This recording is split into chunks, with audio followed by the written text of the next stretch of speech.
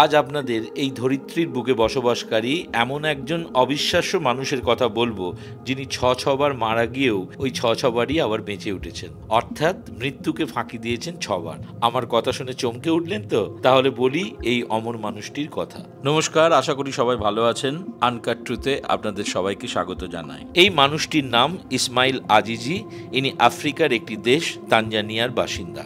নাইদারল্যান্ডের অ্যাফ্রিম্যাক্স ইংলিশের সাম্প্রতিক একটি তথ্যচিত্র অনুযায়ী ইসমাইল এখনো পর্যন্ত 6বার মারা গিয়েছেন এবং জীবিত হয়ে ফিরে এসেছেন 6বারই। ওই তথ্যচিত্র অনুযায়ী ইসমাইলকে নাকি মোট 6বার মৃত বলে ঘোষণা করেছিলেন চিকিৎসকেরা, কিন্তু প্রতিবারই শেষকৃত্যের ঠিক আগে আবার চোখ মেলেছেন তিনি। জীবিত হয়ে ফিরে এসেছেন, যা চিকিৎসক এবং স্থানীয় মানুষজনকে হতবাক করে দিয়েছে ও তাদের মনে ভয়ের সঞ্চারও হয়েছে। বর্তমানে ইসমাইলকে তাঁর সম্প্রদায়ের মানুষেরাই ভয় পান।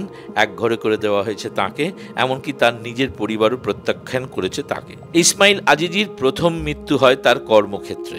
এক গুরুতর দুর্ঘটনার কবলে পড়েন তিনি। হাসপাতালে নিয়ে গেলে ডাক্তাররা তাকে মৃত ঘোষণা করে। নিথর দেহ রেখে দেওয়া হয় মর্গে। অন্যদিকে পরিবারের লোকেরা তার শেষকৃত্যের ব্যবস্থা করছিল, কিন্তু এর মধ্যেই ঘন্টা দুয়েক পরেই আশ্চর্যজনকভাবে হঠাৎ করে চোখ মেলেন তিনি, জেগে ওঠেন। তারপরে নিজে হেঁটেই ওই মর্গ থেকে বেরিয়ে আসেন। তাকে দেখে তার পরিবার ও গ্রামবাসীরা হতবাক হয়ে যায়। ওরা ভেবেছিল যে ইসমাইল ভূত হয়ে ফিরে এসেছে।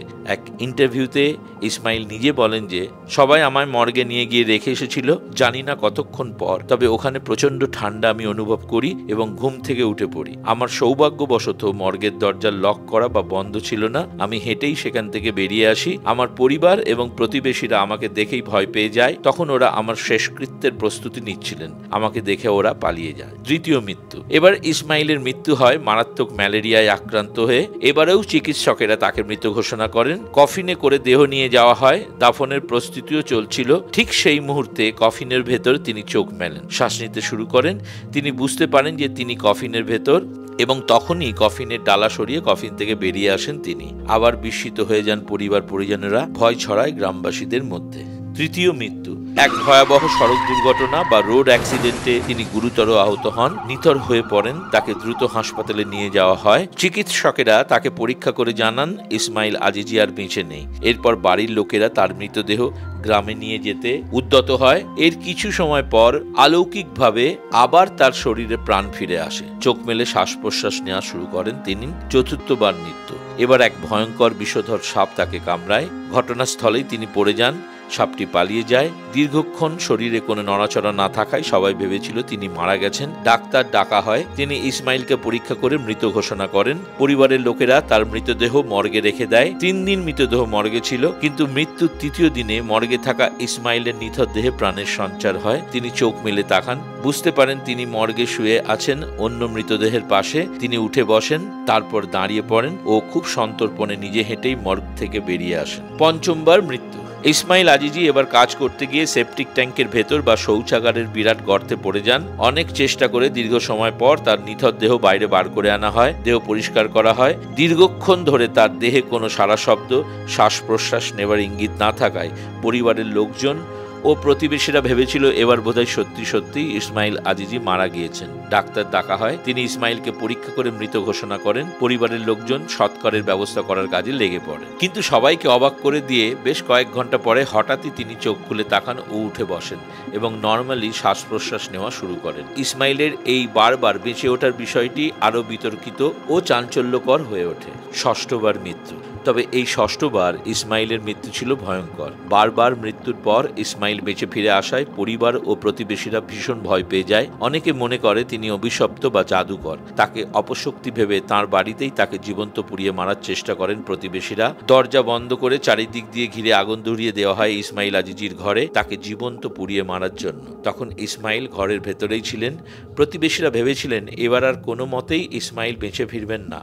দাউ দাউ করে তার ঘরটি জ্বলতে থাকে। আগুন নিভে গেলে তার পরিবারের লোকজন তাকে ঘরের ভেতর মাটিতে পড়ে আছে দেখতে পায়। অগ্নিদগ্ধ ইসমাইল আজিজির দেহ নিয়ে তার পরিবারের লোকেরা হাসপাতালে ছোটেন। সেখানে তাকে চিকিৎসকেরা পরীক্ষা করে মৃত বলে ঘোষণা করেন। ইসমাইলের মৃতদেহ মর্গে স্থানান্তরিত করা হয়। 3 দিন ধরে তার মৃতদেহ মর্গে পড়েছিল। গ্রামবাসীরা ভেবেছিল এবার ল্যাটা চুকেছে, কিন্তু 3 দিন পর আশ্চর্যজনকভাবে জীবন্ত অবস্থায় মর্গ থেকে বেরোনোর পর ইসমাইল আজিজিকে নিয়ে তার গ্রামে আতঙ্ক ছড়ায়। ইসমাইল দীর্ঘ চিকিৎসার পর সুস্থ হয়ে গ্রামে ফিরে এলে তাকে তার পরিবার পরিজন ও প্রতিবেশীদের থেকে বিচ্ছিন্ন করে এক ঘরে করে দেওয়ার সিদ্ধান্ত নেয় গ্রামবাসীরা।